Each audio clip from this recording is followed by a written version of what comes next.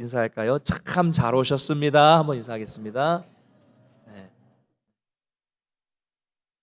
예전에 TV에서 아주 흥미로운 실험을 하는 걸 본 적이 있었습니다.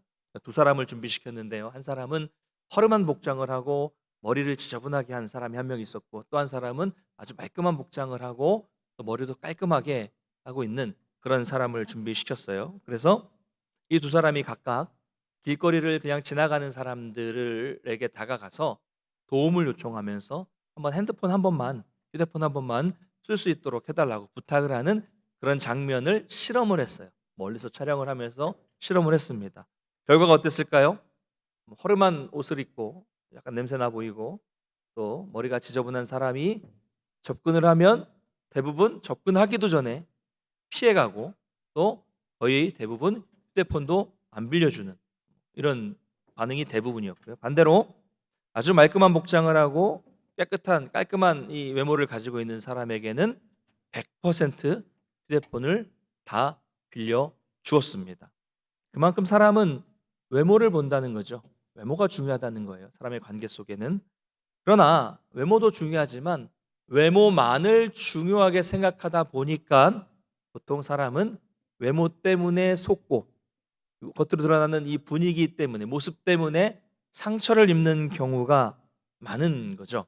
예, 과거에 기억하시는지 모르겠지만 외모 깔끔한 외모를 가지고 있었던 연쇄 살인범이 있었습니다. 예, 멀쩡한 사람이 태워준다고 하니까 차에 탔다가 많은 사람들이 변을 당했습니다. 또 신뢰할 만한 이 모습, 외모, 외적인 이런 이 모습들을 가지고 있는 사람에게 사기를 당하는 일은 요즘에도 계속 벌어지고 있는 일이죠. 예. 사기치면서 지저분하게 있는 이 사람은 없는 것 같아요. 다 멀쩡해 보이고 깔끔해 보이죠. 이렇게 보면 외모도 중요하지만 외모만을 보는 것은 참 위험하다는 것을 알 수 있어요.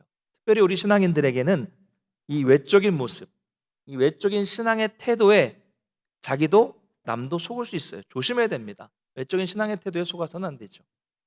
지난 시간에는 인간이 만든 전통, 이 자기들의 인간의 전통을 지키려다가 오히려 하나님의 말씀을 지키지 않았던 이 유대 종교 지도자들의 모습, 그리고 그에 대한 책망에 대해서 살펴봤습니다.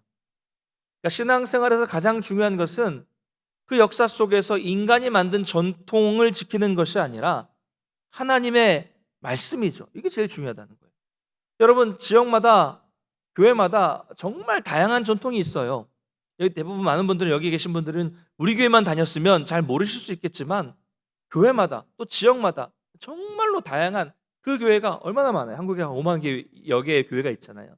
다 다양한 전통이 있습니다. 다 달라요.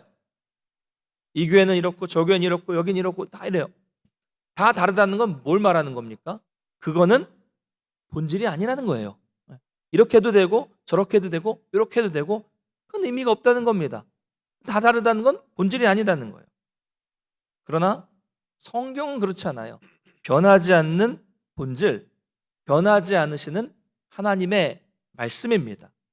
그러므로 우리는 그 변할 수 있는 전통을 보는 것이 아니라 변하지 않으시는 하나님의 말씀에 우리 개인과 우리 교회의 모습을 늘 이렇게 거울로 보듯이 비추어 보아서 자세히 점검하고 말씀에 따라서 우리의 잘못된 신앙을 과감하게 개혁할 수 있어야 한다라는 것입니다. 지난 시간에 예수님은 너희가 너희 전통으로 하나님의 말씀을 패하는구나 라고 말씀을 하셨는데, 우리도 이런 책망을 받지 않도록, 야, 니네 전통 때문에 하나님 섬기는 거 왜 방해하지 않냐, 이런 책망을 받지 않도록 신앙, 말씀 중심의 신앙, 말씀 중심의 교회가 되어야 된다라고 말씀을 드렸습니다. 오늘 본문도 그대로 연결되는, 거기서 연결되는 그런 이야기입니다. 자, 예수님은 자신들이 가지고 있었던 이 장로들의 전통, 유전을 지키지 않는다고 공격했던 이 바리새인들과 서기관들에게 그것보다 더 중요한 것이 뭐냐? 이것을 오늘 가르쳐 주고 있어요. 11절 말씀을 한번 같이 읽어보겠습니다. 11절 함께 읽겠습니다. 시작. 입으로 들어가는 것이 사람을 더럽게 하는 것이 아니라 입에서 나오는 나오는 그것이 그것이 사람을 사람을 더럽게 하는 것이니라. 아멘. 네. 아주 간단한 진리입니다. 이 사람들이 손을 씻지 않는 것에 대해서 이야기를 했기 때문에 예수님도 이 정결에 대한 이야기를 대답하신 겁니다. 핵심은 우리를 정말 더럽게 하는 것은 이 외적인 것, 밖에서 들어가는 것, 외적인 것이 아니라는 거예요. 여러분, 입으로 들어가는 것은 근본적으로 사람을 더럽게 할 수 없습니다. 입으로 들어가는 게 뭐예요? 뭐가 입으로 들어갑니까? 네, 음식이죠. 대표적으로 음식이죠. 음식은 사람을 더럽히지 않습니다. 음식은 우리를 유익하게 만드는 거예요. 그러나 들어가는 것은 우리를 더럽힐 수 없지만 나오는 것은, 속에서부터 해서 입으로 나오는 것이 우리를 더럽게 하고 우리를 죄짓게 만듭니다. 뭐예요? 나오는 건 뭡니까? 뭐가 나와 입에서? 어려운 질문입니까? 침이 나와요? 예, 말이 나오죠. 말이 나옵니다. 그럼 말이 얼마나 강합니까? 말이 얼마나 사람을 상처 입힙니까? 말이 얼마나 사람을 죽입니까? 우리 입에서도요, 성도는 그러면 안 되지만 솔직히 우리끼리, 우리 입에서도 더러운 게 많이 나오잖아요. 분명히 오늘 아침에도 입으로 분을 내고 나오신 분이 계시죠? 한 분 끄덕이시는 분. 어제도 그제도 지난 일주일 동안에 여러분의 언어 생활은 선한 언어 생활이셨습니까? 다 조용히 앉아 계시지만 말씀 안 하셔도 다 알아요. 우리가 그렇게 연약한 존재죠. 참 쉽지 않아요. 쉽지 않습니다. 여러분, 우리를 더럽히는 건, 외적인 것은 우리를 더럽힐 수 없습니다. 깨끗이 몸을 씻는 거, 예배를 드리고 찬양하고 기도한다고 해도 우리는 죄를 져요. 우리 입에서 나오는 것이 사람을 더럽히는 겁니다. 말은 어디서 나와요? 마음에서 나오죠. 그러니까 이 예수님이 하시는 말씀은 우리의 내면, 즉 마음이 중요하다라는 것을 말씀하고 계시는 것입니다. 자, 그런데 이 11절의 단순한 이 명료한 한마디 말씀이 당시에 이 바리새인과 서기관들, 종교 지도자들에게는 이게 우리가 생각하는 것과 다르게 대단히 큰 충격이었습니다. 아주 큰 충격이었어요. 왜 그럴까요? 그 이유는 예수님의 이 한마디 말씀은 당시 유대인들의 이 신앙의 근간을 뒤흔드는 그런 말씀이었기 때문입니다. 여러분, 유대인들은 하나님을 사랑하는 것을 뭘 하는 거라고 생각했습니까? 하나님이 주신 율법을 지키는 것이 하나님을 사랑하는 것이다라고 말씀을 생각을 하고 그렇게 믿었습니다. 그래서 그들은 뭘 지켰어요? 구약의 10계명 율법을 지켰고, 토라, 모세오경이죠. 모세오경의 말씀을 정확하게 이해하고 정확하게 외우고 정확하게 그대로 지키려고 엄청난 노력을 했습니다. 바리새인과 서기관들을 우리가 무시해서는 안 돼요. 예수님께 책망받았다고 무시해서는 안 되면 대단한 사람들이에요. 우리보다 훨씬 철저하게 율법을 지키려고 노력했던 사람들입니다. 그런데 율법에는 특별하게 무슨 규례가 있어요? 음식을 먹는 규례가 많이 있었습니다. 대표적으로 레위기 11장을 보면 온통 먹을 수 있는 정한 음식, 먹어서는 안 되는 부정한 음식, 이에 대해서 쭉 언급을 하고 있습니다. 부정한 짐승들, 안 돼, 피를 먹어서 안 되고, 뭐 굽이 갈라지지 않고, 뭐 이런 것들 계속 있잖아요. 이 먹으면 부정해진다는 겁니다. 그러니까 다시 말하자면 유대인들에게 음식을 먹는 것, 오늘 표현대로 하자면 바깥에서 들어가는 것, 이건 아주 중요한 거예요. 아주 중요했습니다. 그들에게 어떤 음식을 먹느냐에 따라서 그들이 부정해질 수 있다고 믿었기 때문에. 그렇죠.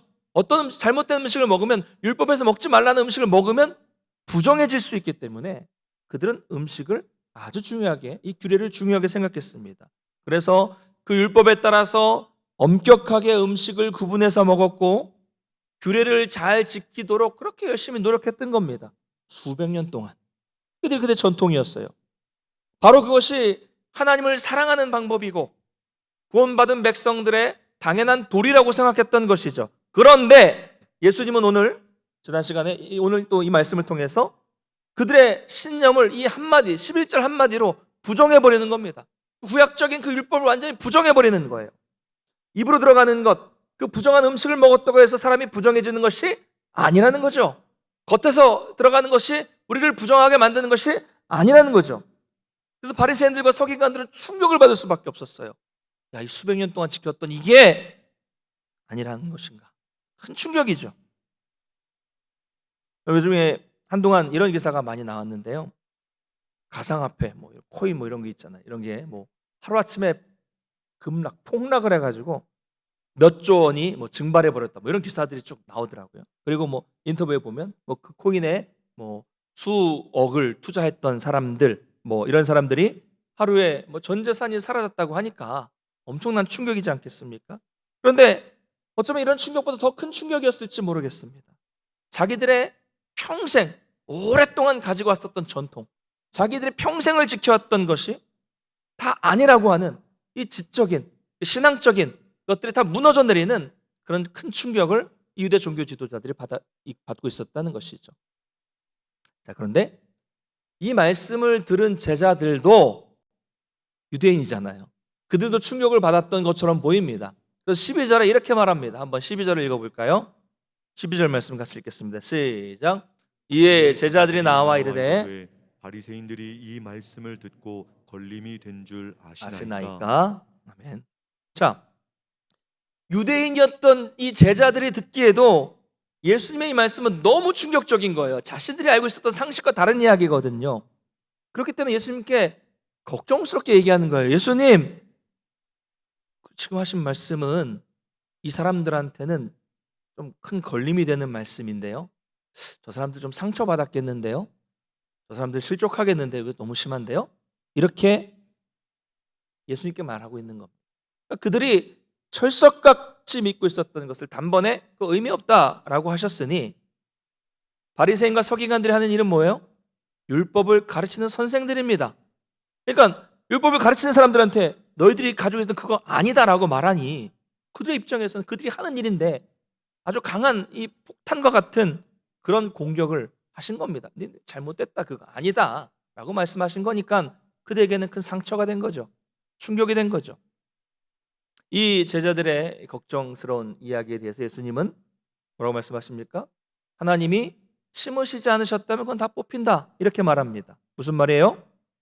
이들이 아무리 발버둥 친다고 하더라도 그들은 하나님이 심지 않은 사람들이기 때문에 결국 심판을 받는다는 그런 말씀입니다.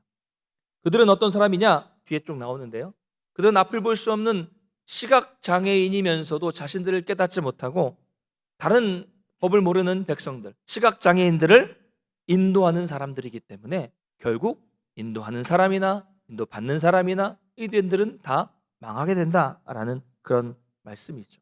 여러분, 앞을 볼 수 없는 시각장애인이 다른 시각장애인을 인도한다? 얼마나 위험한 일입니까?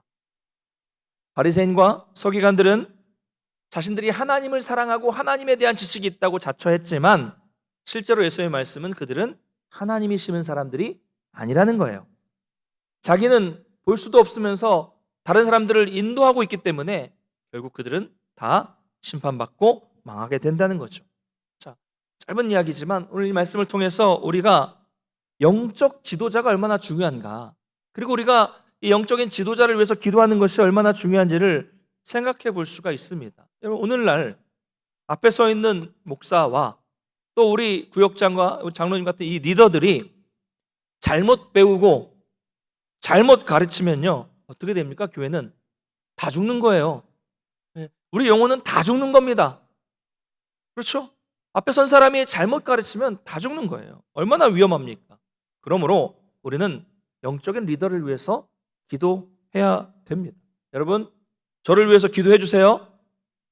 당연히 하시겠지만 저 잘 되자고 기도해달라는 게 아니라 저를 위해 기도해 주시면 제가 바르게 깨닫고 또 그것이 여러분들을 위한 일이 되는 거고 또 교회를 위한 일이 되는 것입니다. 또 저도 마찬가지고 저를 포함한 우리 앞에 서 있는 리더분들은요, 늘 매일 자신을 말씀을 통해 점검해야 됩니다. 그래서 내가 정말 실제로는 이 유대인들이 얼마나 착각하고 있었어요. 자기들은 하나님 사랑한다고 생각했잖아요. 근데 예수님 뭐래요? 너희들은 하나님이 심은 사람이 아니다라고 말하는 거잖아요. 우리도 나도 정말 이 영적 지도자들처럼, 유대 종교 지도자들처럼 영적인 장애를 갖고 있지는 않은가 돌아봐야 돼요. 착각하고 있지는 않은가, 지금 내가 잘 가고 있는가 늘 돌아봐야 되고요. 무엇보다도 내 속에 우리 주님을 사랑하는 마음으로 가득 차 있어서 그것을 제대로 지금 전하고 있는가 늘 점검하는 것을 그건 기본적으로 필요한 것입니다. 여러분, 열심히 기도해 주십시오. 할렐루야. 네. 자, 이 제자들의 걱정과 이 예수님의 대답이 있었고요. 사실 이건 중간에 들어간 내용이고 다시 앞으로 돌아가 보겠습니다. 전체적으로 보면 오늘 주제는 하나라고 말씀을 드릴 수 있어요. 자, 그런데 제자들은 이 11절의 말씀, 입으로 들어가는 것이 아니라 나오는 것이 사람을 더럽게 한다. 이 말씀을 제대로 이해하지 못했던 것으로 보여요. 왜냐하면 당시 유대인들의 사고방식을 가졌기 때문에 충분히 그럴 수 있습니다. 그래서 15절에 보면 베드로가 예수님께 예수님 이 비유를 좀 설명해 주세요라고 요청을 합니다. 그래서 예수님이 아주 구체적으로 설명하신 내용이 나타나는데요. 우리 17절부터 20절까지 말씀을 천천히 한번 내용을 생각하면서 읽어보도록 하겠습니다. 같이 읽겠습니다. 시작. 입으로 들어가는 모든 것은 배로 들어가서 뒤로 내버려지는 줄 알지 못하느냐. 입에서 나오는 것들은 마음에서 나오나니 이것이야말로 사람을 더럽게 하느니라. 마음에서 나오는 것은 악한 생각과 살인과 간음과 음란과 도둑질과 거짓 증인과 비방이니 이런 것들이 사람을 더럽게 하는 것이요 씻지 않은 손으로 먹는 것은 사람을 더럽게 하지 못하느니라. 아멘. 명확하죠? 명확합니다. 이처럼 사람을 더럽게 하는 것은 씻지 않는 것, 밖에서 들어가는 것이 아니라 안에서 나온다는 거예요. 안에 내면에 그럼 뭐가 있다는 겁니까? 7가지 예수님이 말씀하시죠. 악한 생각, 뭐예요? 속으로 우리가 하는 생각들, 사람을 판단하면서 하는 생각들이죠. 뭐 어떤 생각이 있습니까? 참 못생겼다, 뭐 애들 이런 생각 많이 하죠. 예, 참 못됐다. 예, 표현이 죄송하지만 참 재수없다. 예, 뭐 이런 생각들 여러분 하시잖아요. 안 하시는 것처럼 앉아있지 계시지 마시고 하시죠? 예, 참 재수없다, 잘난 척한다, 쇼한다, 뭐 이런 무수히 많은 악한 생각들이 우리 속에 있어요. 살인 뭡니까? 확 죽여버리고 싶다, 뭐 이런 거. 네. 너무 센가요? 확 그냥 저런 짜증나는 인간 좀 사라져버렸으면 좋겠다, 이런 생각 하잖아요. 사람들 다 살인입니다. 간음, 음란한 그 생각들 하는 거, 도둑질, 남의 것들을 탐내는 그런 욕심, 탐심, 또 거짓 증언, 거짓말로 다른 사람을 막 깎아내리고, 혹은 이만큼 되는 걸 이만큼 과장해버리고, 혹은 잘했던 걸 막 감춰버리고, 그래서 다른 사람을 속이고 결국 내가 높아지는 거, 거짓 증언이죠. 비방, 우리 좋아하는 거, 뒷담화, 험담, 그 사람 없는 데서 그 사람을 씹는 게 여러분 얼마나 재밌습니까? 그렇죠? 이거 재미에 빠지면 헤어나오지 못하는 사람들 많습니다. 결국 이런 마음에 있는 이런 이 많은 생각들이 결국 입으로 나와서 우리를 더럽게 하고 죄짓게 만든다는 것입니다. 여러분, 이런 악한 것들이 우리 속에 얼마나 많이 있습니까? 우리는 다 그런 죄인입니다. 단순히 손을 씻지 않아서 더러워지는 것이 아니라 악한 우리의 이 마음이, 내면이 그 사람을 더럽게 한다는 거예요. 사랑하는 우리 성도 여러분, 지금 내 마음이 이 속에서 어떤 것들이 나오고 있는가를 한번 찬찬히 여러분 돌아보시기를 바랍니다. 저는 한 주간 여러분 내 생각에서 어떤 것이 나왔습니까? 다른 것들이 많겠지만 제가 보니까 일반적으로 악한 생각, 살인 이런 것들 많이 나오더라고요. 운전을 하다 툭 튀어나오고, 저런 인간 왜 사냐 막 툭 튀어나옵니다. 또 많은 것들, 가장 교회 안에 많다, 뭐예요? 거짓 증언과 비방입니다. 거짓 증언과 비방. 특별히 교회가 그러면 안 되지만 성도들이 많이 모인 교회가 이 부분에 약해요. 아무리 성숙한 성도라고 해도 열심히 매일매일 새벽 예배 기도하시는데 들어보면 말이 막 사람 상처 주는 말 막 하시는 분들 많아요. 아무리 성숙해도 이 혀를 다스리는 것은 정말 어려운 일입니다. 그래서 여러분, 이런 적나라한 표현을 해도 좀 용서하고 들으십시오. 전에 한번 말씀드렸는데, 교회가 어떤 곳이냐? 어떤 사람이 방귀를 꼈는데 조금 지나니까 그 사람이 싸셨다, 뭐 이렇게, 똥을 쌌다, 뭐 이런, 이제 좀 과장된 표현이긴 한데 교회가 이렇다는 겁니다. 얼마나 과장과 비방과 험담이 많은지. 여러분, 우리가 좀 그러지 말자고요. 할렐루야. 여러분, 누군가에 대한 얘기가 나오면요, 뒤에서 웅성웅성 소근소근 수군대지 마시고 그냥 가서 물어보세요. 직접. 제발 부탁드립니다. 뒷담화하지 마시고, 표현이 그렇지 못해 앞담화하세요. 가실 때 여러분, 그게 그렇게 말하는 게 상처와 분쟁을 만들지 않는 유일한 길입니다. 사람들 사이에 말이 안 나올 수는 없어요. 그러나 그런 말이 나오면 뒤에서 말하지 말고 직접 물어보라는 얘기예요. 대신 그럴 때 부드럽게 물어보셔야죠. 너 정말 그랬어? 막 이렇게 취조하지 마시고, 저기 내가 있잖아, 정말 미안한 얘기인데 이런 소리를 들었어. 걱정스러워서 물어보는 건데 사실이냐? 물론 그 이야기를 듣는 사람은 기분이 좋을 수는 없어요. 누군가 그런 얘기가 나왔다는 건 기분 나쁜 일이기는 하지만 이 방법이, 직접 돌파해서 가는 방법이 이 오해를 키우지 않고 소문을 키우지 않고 오해를 막을 수 있는 방법입니다. 여러분, 궁금한 게 있으면 저에게도 오십시오. 말씀드렸잖아요. 목사님, 그게 정말 사실입니까? 정말 그러셨습니까? 그게 맞는 겁니까? 물어보십시오. 여러분, 이렇게 하지 않고 자꾸 뒤에서 딴소리하고 뒤에서 험담하는 건 성경은 분명하게 악한 생각이요 악한 죄라고 말씀하고 있습니다. 이런 비방은요, 전염성이 정말 강합니다. 그래서 금방 전염되고 몇 번만 돌면 금방 왜곡됩니다. 그 영혼, 그 성도, 그 사람을 죽이는 거예요. 사람만 죽입니까? 공동체가 무너질 수 있어요.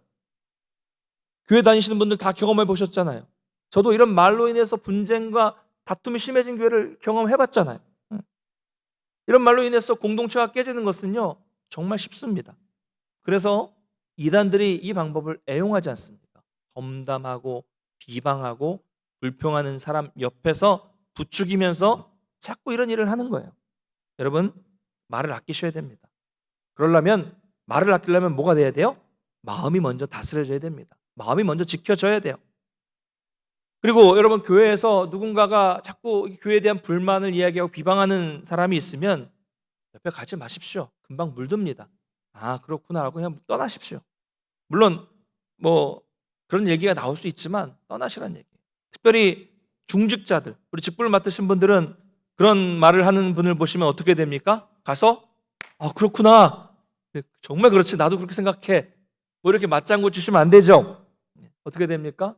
혼을 내셔야죠. 어디서 그런 교회를 무너뜨리는 말을 하고 있냐? 혼을 내셔야 됩니다. 여러분, 우리를 더럽게 하는 것은 바깥에 있는 것이 아니라 우리의 이 마음이라는 것을 꼭 기억하시길 바랍니다. 우리가 아무리 거룩해 보이는 종교 행위를 하고 멋있고 점잖고 거룩한 옷을 입고 있다고 하더라도 그 속이 썩고 그 속이 더러우면 아무 소용이 없어요. 우리가 잘 아는 말씀 있잖아요. 하나님은 우리의 중심을 보신다. 얼마나 위로가 되고 힘이 되는 말씀입니까? 그런데 너무 잘 아는 말씀이지만 과연 우리는 그 말씀처럼 이 중심을, 이 내면을 잘 가꾸고 있는가? 이 부분을 한번 여러분 스스로 돌아보십시오. 내가 옷 사고 화장하고 얼굴을 꾸미고 외모를 꾸미고 머리를 꾸미고 또 뭐 보톡스를 받고 뭐 리프팅을 하고 뭐 또 뭐가 있어요? 뭐 쌍꺼풀을 하고 눈 밑 지방 재배치 뭐 이런 거 하고, 별게 다 있어요. 뭐 이런 것도 좋지만, 뭐가 있어요 또? 어쨌든 이런 것도 좋아요. 뭐 신경 쓰는 거 좋습니다. 외모에 대해. 그런데 우리가 성도라면 여러분, 그거 이상으로, 그만큼 쓰는 거 이상으로 우리의 내면을, 마음을 잘 가꿔야 하지 않겠습니까? 여러분, 우리 마음은요 절대로 내 힘으로 고쳐지는 게 아니에요. 여러분 경험해 보셨죠? 수십 년 살아도 내 마음은 내 힘으로 고쳐지는 게 아닙니다. 그러므로 먼저 성령님의 도우심을 구하는 겁니다. 여러분, 먼저 이렇게 기도하시기 바랍니다. 주님, 내 마음을 지켜 주시옵소서. 하나님, 내 심령을 날마다 새롭게 하여 주시옵소서. 할렐루야. 이것이 저와 여러분의 평생의 기도가 되시기를 간절히 소망합니다. 이제 마지막으로 우리가 지난 시간과 이번 시간의 이 전체 내용을 정리하면서 두 가지 좀 결론을 내리고 좀 마무리하도록 하겠습니다. 여러분, 우리가 그러면 온전한 신앙생활, 겉이 아니라 내면이 중요하다고 했는데요. 온전한 신앙생활을 하려면 어떻게 해야 될까? 첫째, 지난 시간의 내용입니다. 연결되는 거, 우리는 내가 가지고 있는 인간적인 생각과 내가 가지고 있는 우리가 가지고 있는 전통과 선입견을 깰 수 있어야 됩니다. 신앙은 이게 중요해요. 교회 성도가 100명이면 100명의 시어머니가 있는 것과 같다라는 말이 있어요. 여러분 어떠세요? 좋으세요? 시어머니가 100명. 왜 이런 말이 생겼을까요? 저마다 자기 생각이 있다는 거죠. 자기 자라온 전통이 있고 고집이 있고 그 생각을 다 말하기 때문입니다. 다 요구하는 게 달라요. 그래서 그걸 다 반영하면 교회는 어디로 가겠습니까? 어디로 갑니까? 혼란스러워요. 결국 인본주의로 가는 겁니다. 사공이 많으면 배가 어디로 가요? 여러분, 우리 기준은 우리 각자의 생각과 경험이 아니에요. 우리 기준은 오직 하나님의 말씀입니다. 할렐루야. 말씀 앞에 서라면 내 생각, 내 기준, 이런 내가 가지고 있는 이 40년, 50년, 60년 이 정도의 이 경험 정도는 그냥 말씀 앞에서는 다 내려놓을 수 있는 그만큼의 믿음이 있어야 합니다. 말씀 앞에 서라면 그게 무엇이 되었다고 해도 50년, 100년이 넘는 전통이라고 해도 그것이 한 공동체의 관례라고 할지라도 여러분 말씀 앞에 서라면 바꿀 수 있어야 돼요. 왜 그렇습니까? 우리 기준은 우리 인간의 전통은 늘 바뀔 수 있지만 하나님의 말씀만이 영원 불변한 유일한 신앙의 기준이기 때문입니다. 여러분, 제가 보기엔 여러분은 이미 잘하고 계세요. 젊은 목사가 와서 이런저런 거 말씀드려도 감사하게도 잘 따라와 주고 계십니다. 그러나 안심할 수는 없어요. 안심은 안 됩니다. 신앙에서는 언제나 말씀에 우리의 모습을 비춰봐서 신앙을 돌아봐야 되고요. 말씀을 딱 펴놓고 나를 거기에 비춰보면서 반성할 수 있어야 됩니다. 야, 이거 내가 또 잘못되고 있구나. 또 내가 잘못 가고 있구나. 말씀에 따라서. 여러분 이게 안 되면요. 시간이 지날수록 결국 우리 안에 있는 인간의 전통이 나중에는 이 유대인들처럼 하나님을 향한 믿음을 방해하고 우리 신앙생활을 방해하는 것으로 전통이 자리 잡을 수도 있다는 것을 기억하시기 바랍니다. 바라기는 제가 우리 성도님께 요청드리고 권면하는 것은 성경에 없는 거 자꾸 이렇게 만들지 않게 되길 바랍니다. 우리가 또 한편으로는 성경에 없는 것이라면 다시 말하면 이게 본질이 아니라면 좀 그런 부분에 있어서는 우리가 좀 자유로워졌으면 좋겠습니다. 두 번째는요. 우리가 온전한 신앙생활을 하려면 두 번째로 오늘 예수님은 겉이 아니라 내면이 중요하다고 말씀하신 것처럼 내면의 진정한 변화를 하기 위해서는 아까 말씀드렸던 것처럼 하나님의 은혜를 간절히 사모해야 합니다. 그러니까 우리가 좀 어떤 면에서 보면 이 교회라든지 성도들을 보면서 이 형식적인 면, 그러니까 외면적인 것에 있어서 좀 신경을 좀 덜 썼으면 좋겠습니다. 신경을 줄였으면 좋겠어요. 옆에 있는 성도들을 보면서 야, 이 사람은 이렇게 옷을 왜 저렇게 입고 다녀 교회 올 때? 왜 어떻게 저런 신발을 신을 수 있지? 왜 저분은 교회 와서 맨날 예배 시간 졸고 있어? 찬양할 때 찬양을 하는 거야, 마는 거야? 예배 끝나면 왜 저 사람은 그냥 가? 뭐 이런 거 또 뭐가 있을까요? 우리가 자꾸 그 사람들의 모습을 보면서 교회의 모습을 보면서 목사의 모습을 보면서 판단할 수 있는 그런 외적인 모습에 좀 신경을 좀 안 썼으면 좋겠어요. 덜 썼으면 좋겠습니다. 그래서 우리가 이런 이 외적인 것에 신경 쓰고 또 우리 외모를 가꾸고 화장하고 뭐 이렇게 뭐 하는 이런 에 신경을 쓰는 것보다 더 중요한 게 뭐예요? 우리 속에 있는 죄의 뿌리를 뽑아서 태워버리고 하나님을 만나는 것, 여기에 온통 집중하게 되시기를 간절히 소망합니다. 여러분, 제 성경책이 바꾼 지 얼마 안 되는 성경책이거든요. 깔끔하죠? 표지가 깔끔합니다.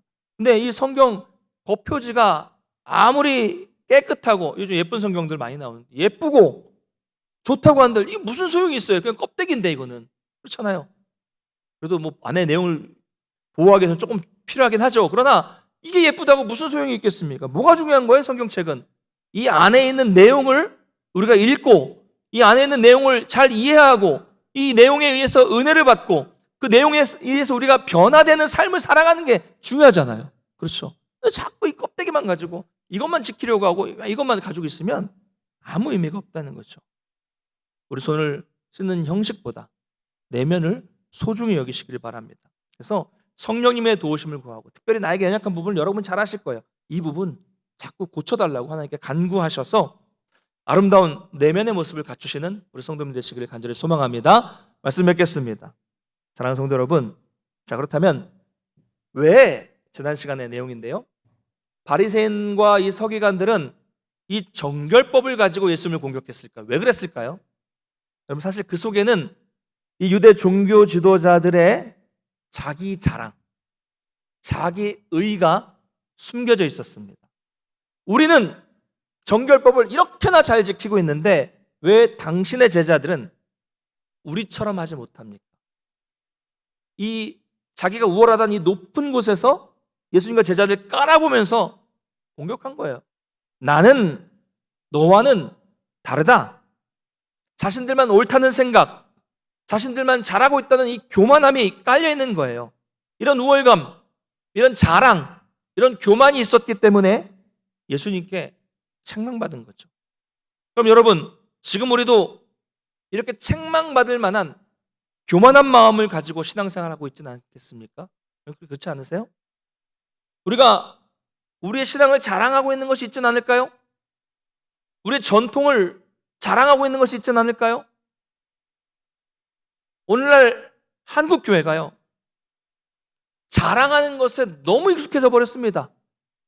자기 자랑, 교회 자랑, 목사님 자랑 당연하게 생각해요. 너무 당연하게 생각합니다. 우리 교회는 달라요. 우리 교회는 보세요, 이렇게나 행복해요. 우리는 잘하고 있어요. 또 뭘 자랑합니까? 우리 교회는 커요. 이름만 대면 다 아는 교회예요. 우리 교회는 뭐 좋아요. 뭐가 좋아요? 찬양이 좋아요. 우리 교회는 뭐 시설이 좋아요. 우리 교회는 전국적으로 유명해요. 우리 교회 참 좋은 교회. 우리 교회는 100년이 넘었어요. 우리 교회는 역사와 전통이 있는 교회입니다. 우리 교회는 목사님은 그분이에요. 그분, 유명한 분, 그분. 우리 교회 목사님은 여기저기 많은 직함을 가지고 계시고 많은 일을 하시면서 많은 영향력을 끼치는 그런 훌륭한 목사님입니다. 우리 목사님은 노회장이에요. 노회장이었어요. 우리 목사님은 총회장이에요. 총회장이었어요. 오늘날 어디를 가든지 어느 교회 성도, 어느 교회를 만나든지 다 이것을 자랑하고 있습니다. 그런 얘기를 들을 때마다 저는 막 속에서 막 뭐가 이렇게 끌어올라와요. 그러면 안 되는데 막 분노가 막 이렇게 끌어올라옵니다. 아니 여러분, 이게 하나님 앞에서 무슨 의미가 있어요? 교회가 큰 게 무슨 의미가 있습니까? 이게 사람이나 좋아하는 거지. 담임 목사님이 유명하면 그게 무슨 의미가 있어요? 하나님 앞에서. 노회장이고 총회장이면 그게 무슨 의미가 있습니까? 시설이 좋다고 뭐 하나님 앞에 뭐가 좋아요 그게. 여러분, 우리가 이런 자랑하는 마음이 들고 이런 생각이 들 때마다 이 질문을 해보세요. 과연 그 말을, 그 자랑을 하나님이 기뻐하실까? 중요합니다. 이 질문 해보세요. 내가 이걸 자랑하는 게 하나님이 기뻐하시는 일인가? 100년이 넘은 전통을 하나님이 기뻐하실까? 그런 역사와 전통이 있는 걸 하나님이 과연 기뻐하실까? 우리 교회가 뭐 행복하다는 거 뭐 좋은 얘기겠지만 단순히 이걸 자랑하는 걸 하나님이 기뻐하실까? 우리는 좀 여러분 이러지 말았으면 좋겠어요. 이런 거 자랑하지 않았으면 좋겠어요. 우리 동문교회는 그런 자랑은 하지 않아요. 이것도 자랑이죠.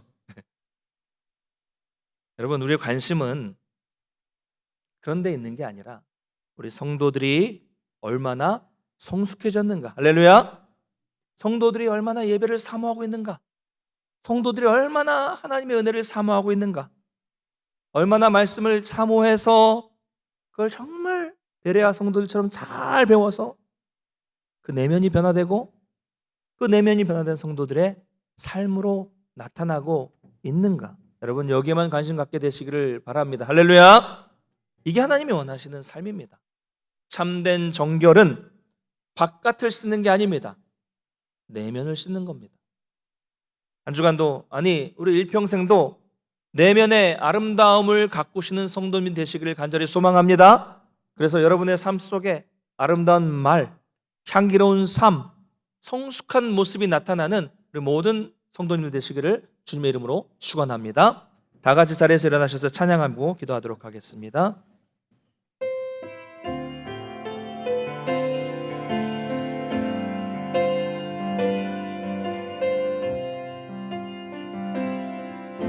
말씀 앞에서 경외함으로 주께 홀로 섭니다.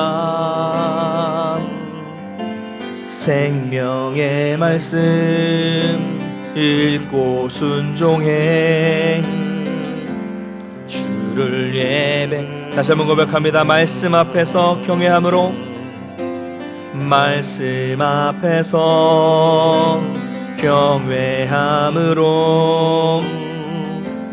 주께 홀로 섭니다.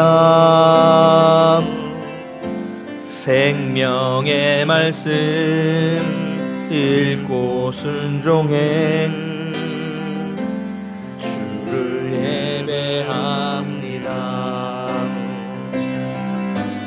기록된 말씀 힘이 있어서 진리로 우리 거룩해 하며, 거룩한 말씀 세세 영원히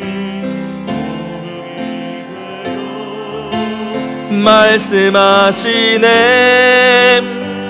하나님 말씀에 두려워 떠는 자, 그 말씀에 생명을 거는 자, 한 사람 찾으시는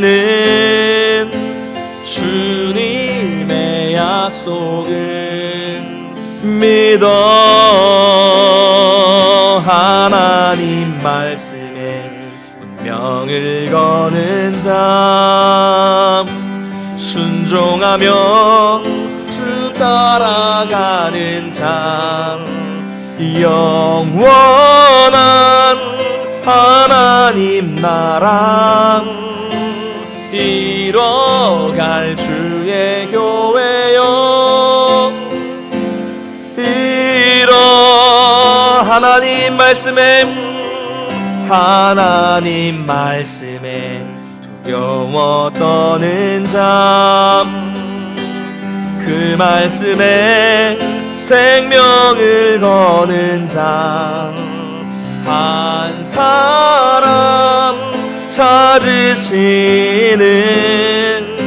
주님의 약속을 믿어.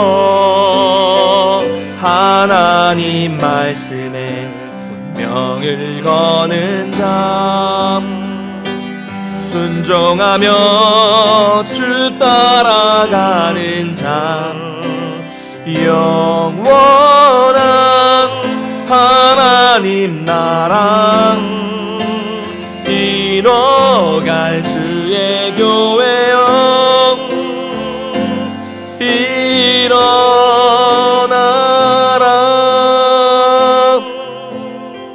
사랑하는 성도 여러분, 오늘 말씀을 기억하면서 먼저 우리가 회개 기도로 나아가길 원합니다. 우리의 신앙의 외면을 자랑하고 내가 하고 있는 종교 행위를 자랑하고 또 어떤 그런 교만함 속에서 겉모습에만 신경 썼던 교만한 모습이 있다면 먼저 용서해달라고 이 시간 기도했으면 좋겠고요. 우리 속에 있는 우리 주님 말씀하셨던 것 같은 악한 생각, 우리 내면에 있는 살인, 간음, 음란, 도둑질, 거짓 증언, 비방과 같은 그런 죄악의 모습들이 우리 내면에 여전히 남아있다면 깨끗이 씻어주시고 용서해달라고 먼저 회개하며 나아가길 원합니다. 그리고 우리가 항상 하나님의 말씀을 사모하고 항상 하나님의 은혜를 사모하면서 내면이 성숙해질 수 있도록 인도해달라고, 그래서 온전한 말과 온전한 삶이 나타날 수 있게 해달라고 기도하겠고요. 이렇게 기도했으면 좋겠습니다. 주님, 내 마음 지켜 주시옵소서. 주님, 나의 내면을 날마다 새롭게 하여 주시옵소서. 날마다 내 연약한 심령을 성령께서 인도해 주시옵소서. 말씀 기억하면서 함께 기도하며 나가겠습니다. 같이 기도합니다. 사랑의 하나님 아버지, 은혜를 감사를 드립니다. 오늘 말씀을 통해서 우리가 무엇을 추구해야 되는가를 다시 한번 깨닫고 우리의 잘못된 신앙의 모습을 돌아볼 수 있도록 인도하시니 감사를 드립니다. 우리가 신앙생활하면서 외면을 자랑하고 종교 행위를 자랑하고 겉으로 드러나는 모습에만 신경 쓰고 교만했던 모습을 하나님 불쌍히 여겨주시고 용서하여 주시옵소서. 내 속에 있는 악한 이 내면의 죄악들, 악한 생각, 살인, 간음, 음란, 도둑질, 거짓 증언, 비방과 같은 이런 죄악의 모습들을 불쌍히 여겨주시고 주여 용서하여 주시옵소서. 주여 이 마음을 용서하여 주시고 이 내면을 붙잡아 주시옵소서. 항상 말씀 앞에 서기를 원합니다. 항상 은혜를 삼으며 서기를 원합니다. 이 내면이 먼저 성숙해질 수 있도록 붙잡아 주셔서 이 속에서 나오는 말과 이 속에서 나오는 삶이 온전한 삶으로 온전한 말로 나타날 수 있도록 주여 은혜를 내려 주시옵소서. 주여 이 연약한 내 마음을 지켜주시옵소서. 주여 이 내면을 날마다 새롭게 하여 주시옵소서. 주여 날마다 이 연약한 심령을 성령께서 붙잡아 주시고 인도하여 주셔서 더 성숙한 삶, 더 향기로운 말, 아름다운 삶이 나타나는 우리 성도들 삶이 될 수 있도록 도와주시고 평생 이것을 기억하며 살아갈 수 있는 우리 모든 성도들 될 수 있도록 도와주시고